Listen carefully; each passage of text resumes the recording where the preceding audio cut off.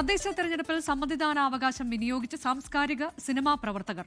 Lulu group chairman MA. Yusuff Ali വിദേശത്തു നിന്നാണ് vote ചെയ്യാൻ തൃശൂർ നാട്ടികയിൽ എത്തിയത്.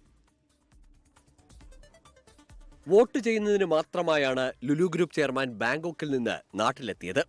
സ്വകാര്യ വിമാനത്തിൽ നെടുമ്പാശ്ശേരിയിലെത്തിയ എം.എ. യൂസഫ് അലി അവിടെ നിന്ന് ഹെലികോപ്റ്ററിൽ നാട്ടികയിലെത്തി വോട്ട് ചെയ്തു.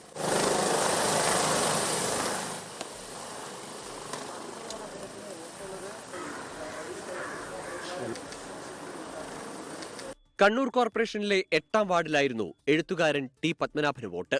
സംവിധായകൻ സത്യനന്ദിക്കാട് തൃശൂരിൽ കുടുംബാംഗങ്ങൾക്കൊപ്പം എത്തിയാണ് വോട്ട് രേഖപ്പെടുത്തിയത്. ഇരിങ്ങാലക്കുടയിലായിരുന്നു നടൻ ടൊവിനോ തോമസിന് വോട്ട്. നടൻ ജോയ് മാത്യു കോഴിക്കോട് മലാപ്പറമ്പിലും ഇടവേള ബാബു ഇരിങ്ങാലക്കുടയിലും വോട്ട് രേഖപ്പെടുത്തി.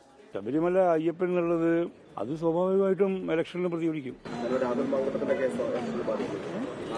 ബാധിക്കും, തീർച്ചയായിട്ടും ബാധിക്കും. കാരണം അതും ആൾക്കാർ ശ്രദ്ധിക്കുന്നുണ്ടല്ലോ.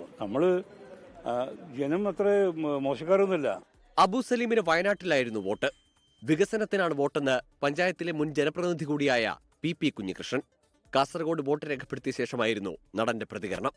വികസനം ഏറ്റവും കൂടുതൽ ചർച്ചയായിട്ടുള്ളൊരു തെരഞ്ഞെടുപ്പാണിത്. എന്തായാലും വികസനത്തിനൊരു വോട്ട് എന്നുള്ളത് തന്നെയാണ് ഇപ്രാവശ്യത്തെ പ്രധാനപ്പെട്ട ഒരു മുദ്രാവാക്യം.